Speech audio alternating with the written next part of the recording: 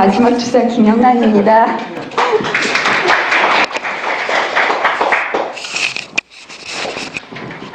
먼저 구심섬유 어페런트 파이버의 종지 위치와 이페런트 뉴런의 위치에 대해서 살펴보겠습니다. 구심섬유는 크게 세 가지로 구분할 수 있는데, 첫째 살라모 코티칼 파이버, 그리고 코티칼 파이버, 그리고 엑스트라 살라믹 서브 코티칼 파이버 세 가지로 구분이 됩니다. 그림으로 보겠습니다.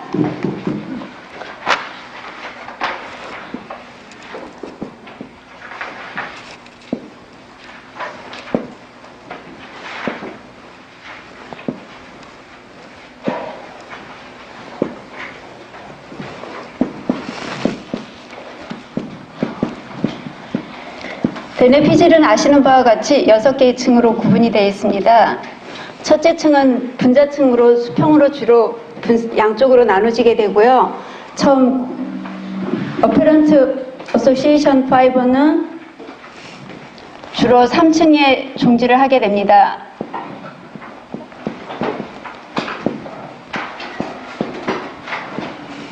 그리고 어페런트 커미셔널 파이버는 주로 3층과 4층에 종지를 하게 됩니다.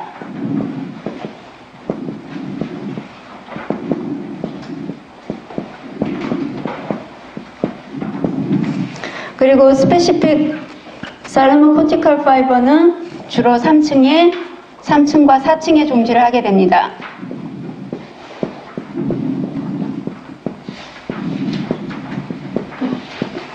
그리고 non specific 살라모코티칼 파이버는 전체 층에 고루 그냥 약하게 종지를 하게 됩니다.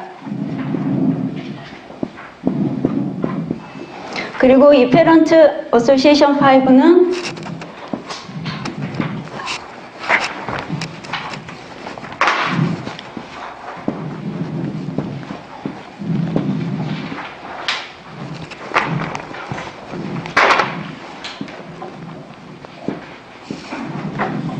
이렇게 나가고요.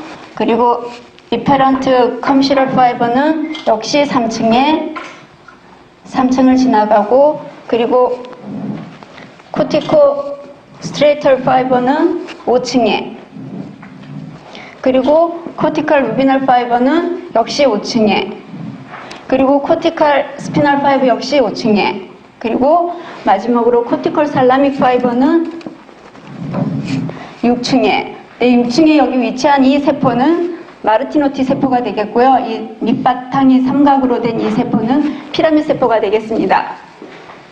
그리고 두 번째로는 코티컬 컬럼의 기본 회로에 대해서 말씀드리겠습니다. 코티컬 컬럼은 주로 구성 요소가 구심섬유와 중간신경원 그리고 원심신경원의 세 가지로 크게 구별할 수 있겠고요. 그림을 한번 살펴보겠습니다.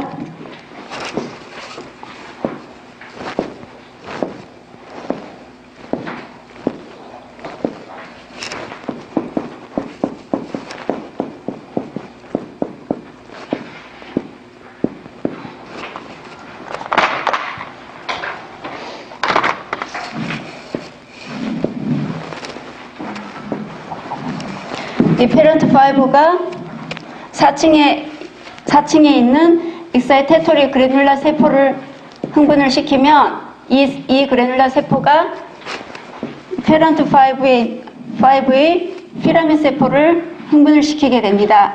이 피라미드 세포는 다시 콜레테럴 파이브를 내서 인히비토리 그래놀라 셀을 흥분을 시키게 되고, 이 억제 그래놀라 세포가 주의 피질 원주를 전부 억제하게 되겠습니다. 세 번째는 그 대뇌의 언어 영역과 연결에 대해서 말씀드리겠습니다.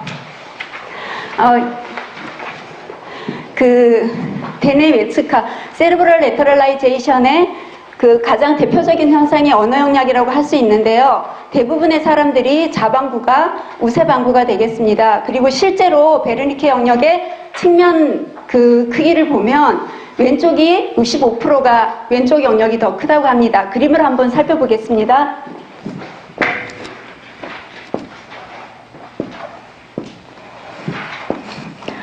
언어 운동 영역인 브로카 영역, 언어 감각 영역인 베르니케 영역. 이거는 중심선이 되겠고요.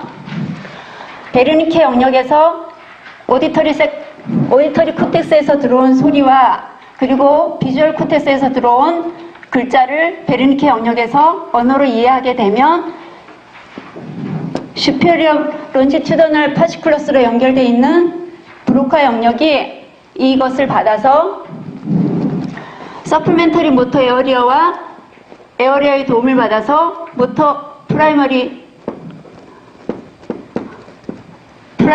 모터를 통해서 최종 언어 운동 프로그램으로 나가게 되고 프라이머리 모터로 나가게 된 것은 다시 라린스와 파린스 그리고 오럴 캐비터의 근육을 움직여서 저희가 말을 하게 됩니다. 그리고 이때 그 베르니케 영역의 슈프랄 마지널 자이러스가 비주얼 코텍스와 연결이 되지 않았을 경우에는 비주얼 어그노시아 현상이 생기게 되고요. 그리고 베르니케 영역의 앵글로 자이러스가 비주얼 코텍스와 연결이 되지 않았을 경우에는 실독증이라고 해서 순수실독증이라고 해서 퓨어 알렉시아 현상이 생기게 됩니다.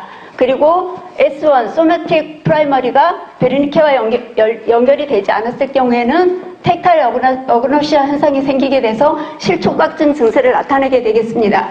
그리고 SLF 여기가 연결이 제대로 되지 않았을 경우에는 컨덕션 어페이지아라고 해서 비단어를 사용을 한다던가 반복적으로 사용하는 그런 현상이 나타나게 되겠습니다. 그리고 마지막으로 저희가 외부에서 들어온 감각을 사물로 정확하게 인식을 하게 되고 그것을 기억회로에 저장하게 되는 경로를 한번 살펴보도록 하겠습니다. 그림으로 보겠습니다.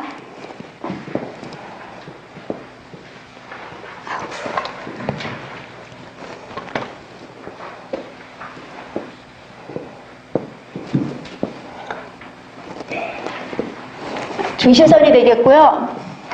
외부에서 들어온 정보는 각각의 1차 감각 영역을 통해서 1차 인식을 하게 됩니다. 오디터리, 소마틱, 비주얼 1차 영역에서 1차 인식을 하게 되고 이 각각의 정보들은 다시 각각의 연합 영역으로 가서 2차 인식을 하게 됩니다. 그리고 2차로 인식이 된 이 최종 정보는 다시 멀티센서리 어소시에이션 코텍스로 와서 그때서 정확하게 사물로 인식을 하게 됩니다.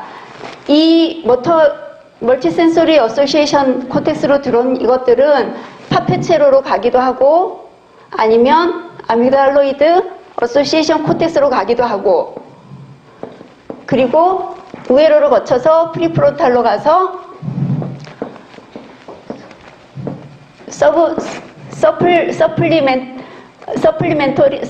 서플리모터 에어리어와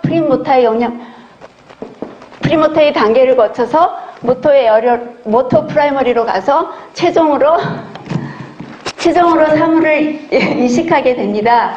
근데 이제 이때 저희 다중연합 영역에서 과거의 경험이 없었던 것들은 파페체로를 가서 파페체로를 통해서 각각의 연합 영역으로 가서 기억 창고에 저장이 되게 되고요. 그리고 과거의 경험이 있었던 것 중에 중요한 자극들은 아미그달로이드 어소시에이션 컴플렉스를 통해서 파페체로로 들어가서 감정을 동반한 다음 다시 프리프론탈로 가서 판단을 거친 다음에 보안운동 영역에서 보안운동 영역과 프리모터에서 세세한 계획을 세워서 프라이머리 모터로 가서 행동으로 표현을 하게 되겠습니다.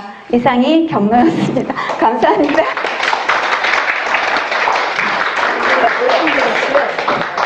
시간이 몇 분 걸렸어요? 시간은 너무 짧았어.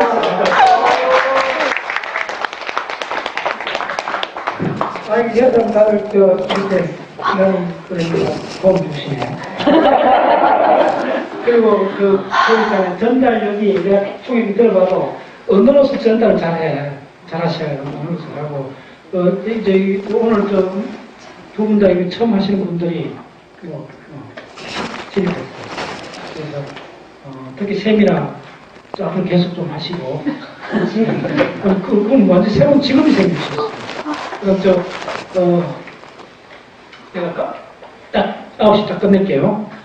그래서 오늘 지국대회로 야, 한 명 빠지고 19명 했는데도 이번에 12시부터 시작하니까 이렇게 되잖아요. 그래서 요거 이제 멘트는 사실 이쪽 필요 쪽은 6개 층이 있고 들어가고 요거 좀 대충 암기를 하시면 돼요. 크게 멘트를 할 건 없고 이쪽에 이쪽도 상당히 잘했어요. 그렇게 지금 뭐 실험장하고 다 이야기했던 거. 그 다음에 요거 서블리멘트하고 프리모트 요거 한 가지만 멘트 해드릴게요. 서블리멘트하고 프리모트가 약간 달라요. 논문으로 나와 있습니다. 그리고 책에도 나와 있고. 보안운동 영역은 요 전운동 영역하고 프리모타하고 손해하고 링크하고 전두엽하고 링크해서 뭐가 되느냐 하면 외부에서 오는 자극, 돌멩이가 날아오나 빨리 피해야 된다. 외부 자극에 운동을 할 때 프리모타가 주로 가야 합니다. 이렇게. 그 다음에 우리가 언어는 주로 내부 생성이잖아요.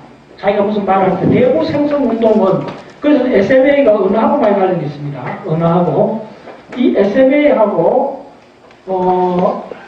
이거 소리가 아니고 베이살 간달리아입니다. 베이살 간달리아하고 이렇게 해서 프리모타는 아니 전전두엽은 항상 들어가고 전전두엽 해서 요거는 내부 생성 운동입니다. 요거 조금 해놨어요.